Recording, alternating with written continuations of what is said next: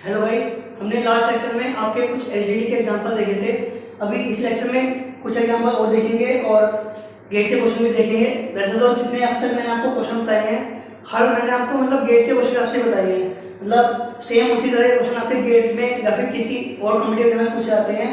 और एक आपको एसडीडी दे देगा, एक इनपुट दे देगा, आपको सिंपल उस इनपुट को आपकी गिवन एसडीडी पे रन करना होता है और आपका क्या आउटपुट आएगा वो आपसे फाइंड करवाता है। ठीक है, उससे पहले भाई जो हम ये जब भी हम आउटपुट निकालते हैं तो हम उससे पहले क्यों बनाते हैं ट्री टाइप से, तो उसे भाई बोलते हैं बेसिकली पार्स ट्री।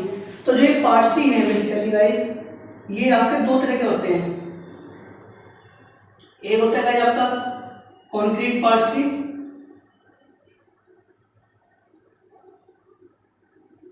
और एक होता है गाइस आपका एब्स्ट्रैक्ट पार्स ट्री। जैसे हम आपका अभी तक ये बना रहे थे E drive E plus T, T drive T star F, T से एफ, एफ से आई डी, एफ से आई डी, ई से टी, टी से एफ, एफ से आई डी। गाइस इस तरह के आपके पार्स ट्री को हम बोलते हैं बेसिकली कंक्रीट पार्स ट्री। जितने भी हमने अब तक सारे पार्स ट्री बनाए हैं उन सबको हम बेसिकली कंक्रीट पार्स ट्री बोलते हैं, क्योंकि हमने उसमें पूरे में आपके प्रोसेस रूल भी दिखाए हैं और फिर नीचे जाकर हमने इन आइडेंटिफायर को आपके गिवन इनपुट स्ट्रिंग के नंबर से रिप्लेस कर दिया था एंड देन हम इसको ट्रैवर्स करते हैं, तो इसे बोलते हैं कंक्रीट पार्स ट्री। अब बात करते हैं एब्स्ट्रैक्ट पार्स ट्री की। गाइस एब्स्ट्रैक्ट पार्स ट्री में हम प्रोसेस रूल नहीं दिखाते, हम सिंपल डायरेक्ट दिखा देते हैं। जैसे लेट सपोज कोई स्ट्रिंग है 10 प्लस 2 इंटू 20, तो आपको पता है इसमें 2 इंटू 20 पहले होगा, 2 इंटू 20 और इसका रिजल्ट हम 10 के साथ ऐड कर देंगे इस तरह। तो इस तरह के पार्स ट्री को बोलते हैं basically abstract parse tree. Abstract parse tree guys अगर आपको पता होगा उस कंसेप्ट में भी एब्स्ट्रैक्शन है, वहां पे भी होता है कि बेसिकली फंक्शनलिटी को हाइड करना। तो यहाँ पे भी हमने वही करा है, मैंने सारे के सारे आपके प्रोडक्शन को हाइड कर लिया है, सिर्फ जो आपकी गिवन इनपुट स्ट्रिंग थी मैंने उसकी हेल्प से डायरेक्ट दिखाया है, तो इसे बोलते हैं गाइस एब्स्ट्रैक्ट पार्स ट्री। ठीक है गाइस, अब कुछ और एग्जांपल समझते हैं आपके एसडीडी के और कुछ गेट के क्वेश्चंस, जिससे कि फिर हम इसका नेक्स्ट टॉपिक पे फिर पहुंचे कवर करें। गाइस क्वेश्चन है आपका N drive L, L drive L1 B और B एंड B ड्राइव 0 और 1 N dot D value equal to L dot D value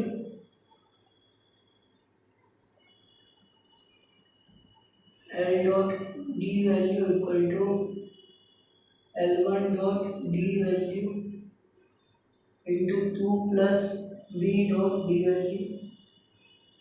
अभी समझता हुआ पहले क्वेश्चन नोट कर लेते हैं, देन समझाऊंगा क्या मतलब है इसका।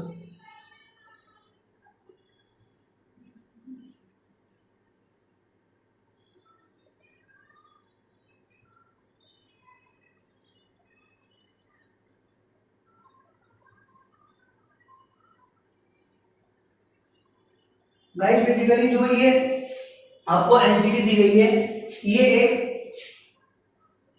बाइनरी नंबर से डेसिमल नंबर में कन्वर्ट करने की एसडीडी है।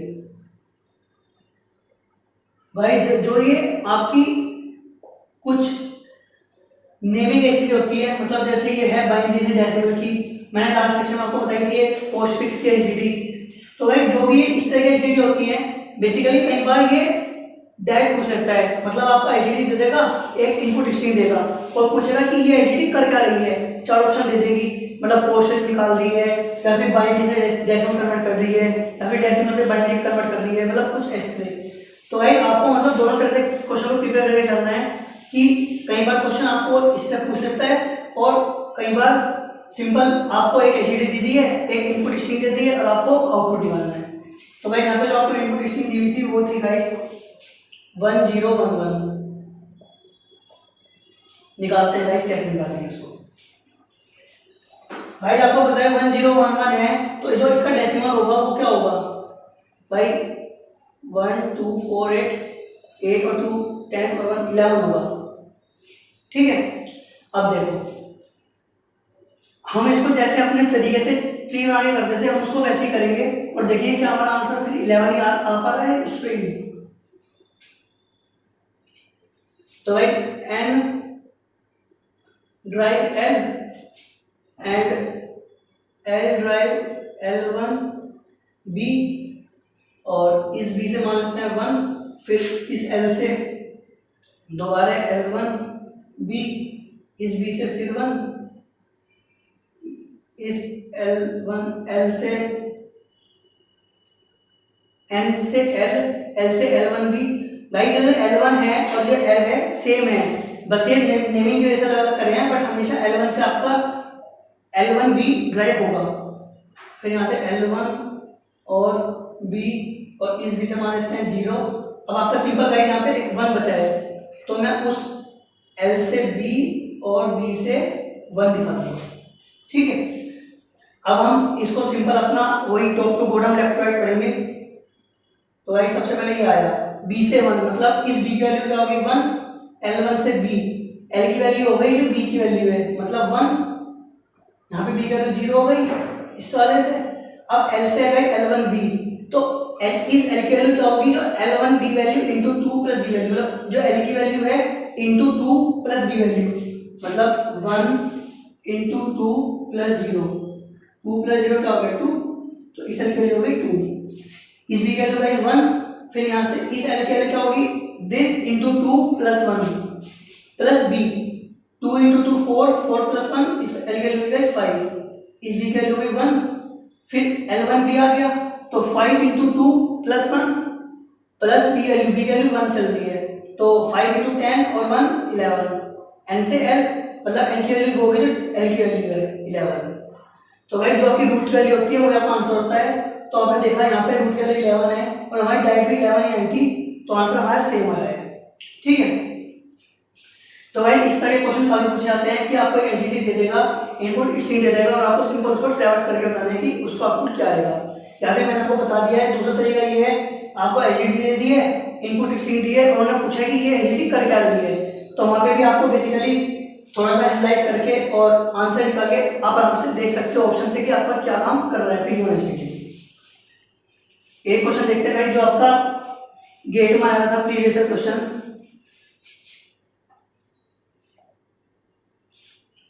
भाई क्वेश्चन था आपका एचडी दी हुई थी उन्होंने S drive small A capital A, S drive small A and A drive capital S small B. यहाँ पे उसने सिंपल 1 प्रिंट करवाया था, यहाँ पे 2, यहाँ पे 3, इनपुट स्ट्रिंग दी थी गाइस आपको ए ए बी, आपको बताना था इसका आउटपुट क्या आएगा। ये क्वेश्चन गाइस आपका 2016 में आया हुआ था। अब आपको आइडिया हो जाएगा, वैसे ये क्वेश्चन सेम ऐसे ही जैसे मैंने कल बताया था आपको, लेकिन फिर भी देखते हैं एक बार कि क्या कैसे करेंगे इसको सोल्व। डबल ए बी लाना था भाई S drive small A capital ए। अब आपका ए के आ गया है, ए के बचा है, ए आने के लिए मुझे दोबारा एस चाहिए था, तो मैं इस ए से ड्राइव कर लेता हूँ कैपिटल एस स्मॉल बी और इस एस से स्मॉल ए बी हो गया। अब देखो यहाँ पे कुछ नहीं है, यहाँ पे एस से ए मतलब प्रिंट 2, देन आपका ए से एस बी, ए से एस बी मतलब प्रिंट 3, और यहाँ पे भाई एस ड्राइव ए प्रिंट 1, तो भाई इसका आउटपुट आ गया आपका 2 3 1। तो भाई ये हमने देखा कि मतलब इसी तरह क्वेश्चन पूछे जाते हैं। और अभी इसके बाद नेक्स्ट सेक्शन में बताऊंगा कि डिफरेंट टाइप्स ऑफ एचडीटी, उसके ऊपर भी काफी वो भी इंपॉर्टेंट टॉपिक है, उसके ऊपर भी काफी क्वेश्चन पूछे जाते हैं। अभी इस साल 2020 में भी एक क्वेश्चन आया था, तो जिससे आपको क्लियर होगा कि वो टॉपिक भी कितना इंपॉर्टेंट है। तो भाई एक टॉपिक तो ये था इसका। अभी एक एचडीटी बची है जो कि कई बार डायरेक्ट पूछी जाती है कॉम्पिटिटिव एग्जाम्स में कि what is the HDT for dash calculator. एक बार उसको देख लेते हैं, क्योंकि वो एचडीटी आपके कॉम्पिटिटिव एग्जाम में भी कई बार पूछी जाती है और वरना तो आपकी यूनिवर्सिटी एग्जाम में तो बहुत पॉपुलर क्वेश्चन है। मतलब डायरेक्ट बोलते हैं कि right the complete HDD of dash calculator, और मतलब एक इनपुट स्ट्रिंग लेके उसे ट्रांसफर करके दिखाओ कि उसका आउटपुट सही आएगा या फिर नहीं आएगा। गाइस डैश कैलकुलेटर की बात करूं तो बेसिकली आपको एक कैलकुलेटर डिजाइन करना है, कैलकुलेटर जो कि आपके प्लस मल्टीप्लाई डिवाइड ये सब आपके ऑपरेशन परफॉर्म कर सकता है। ठीक है, देखते हैं। तो भाई पहले मैं आपको उसकी एचडीडी लिख देता हूँ। आपको उस कई बार तो पेपर में अगर भी किस्मत अच्छी हुई ज्यादा तो आपको एचडीडी वो पेपर में खुद दे देगा, वरना तो मैक्सिमम केस में यूनिवर्सिटी एग्जाम में जो क्वेश्चन आता है वो ऐसा आता है कि right the HDD for dash calculator and perform operation with the help of a input string. आपको अपने आप ही एचडीडी लिखनी है, अपने आप ही स्ट्रिंग लेनी है और अपने आप ही उसको परफॉर्म करके दिखाना है। तो भाई पहले इसकी मैं लिख देता हूँ एचडीडी आपकी S drive E dollar E drive E1+2 E drive E1 star E2 E drive I drive I digit and I drive digit. Guys मैं इसकी एचडीडी लिख देता हूँ, आपको इनपुट स्ट्रिंग दे दूंगा, आप उसको अपने हिसाब से ट्रैवर्स करके देखना, आंसर बता दूंगा। अगर आंसर आपका सही आता है तो इसका आप सही कर रहे हो, नहीं आता तो आप मेरे से अपनी क्वेरी पूछ सकते हो, क्योंकि सेम क्वेश्चन है। अब बार बार सेम तरह क्वेश्चंस को मैं भी कराऊंगा तो उसमें फिर आपको क्या फायदा होगा भाई, थोड़े बहुत प्रैक्टिस आप भी करोगे जब तो आपको कंसेप्ट कौन से क्लियर होगा, नहीं तो मैं तो हर क्वेश्चन सोल्व कर सकता हूँ इसका आराम से। तो भाई इसके रूल्स लिख देता हूँ मैं यहाँ पे, print E value E dot value equal to E1 dot value plus E2 dot value, E dot value equal to E1 dot value star E2 dot value, E dot value equal to I dot value, I dot value equal to 10 into I dot value plus digit and I dot value equal to digit dot L value. Guys ये आपकी एक LGD दी थी complete आज ने, जिसको हम basically dash calculator बोलते हैं। काफी इंपोर्टेंट क्वेश्चन है। अगर मैं आपकी यूनिवर्सिटी एग्जाम की बात करूं और कॉम्पिटिटिव एग्जाम में कई बार पूछ सकते हैं, क्योंकि कॉम्पिटिटिव एग्जाम में तो भाई कोई लिमिटेशन नहीं है। आपकी एक बार आप यूनिवर्सिटी एग्जाम में बोल सकते हो कि हाँ भाई इतनी लिमिटेशन है, वहाँ तक क्वेश्चन आएंगे, बट कॉम्पिटिटिव में तो वो कुछ भी पूछ सकता है, तो इसलिए आपको हर तरह से प्रिपेयर होना पड़ेगा उसके लिए। तो डैश कैलकुलेटर गाइस ये ऐसा हमने कैलकुलेटर डिजाइन करा जो आपका प्लस और स्टार ऑपरेशन को परफॉर्म कर रहा है। तो आप इसकी मैं आपको इनपुट स्ट्रिंग देता हूँ, आप अपने हिसाब से उसको मैच करके देख लेना।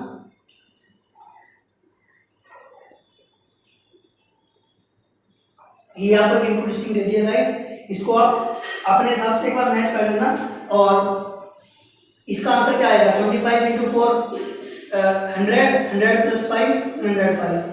अगर आपका पार्ट स्ट्रिंग बना के और इसको कंप्लीट एनालाइज करके आंसर 105 आता है तो आप सही है, और वरना तो आप कुछ गलती कर रहे हैं, उसको आप अपने हिसाब से फिर मेरे से अपनी क्वेरी पूछ सकते हैं।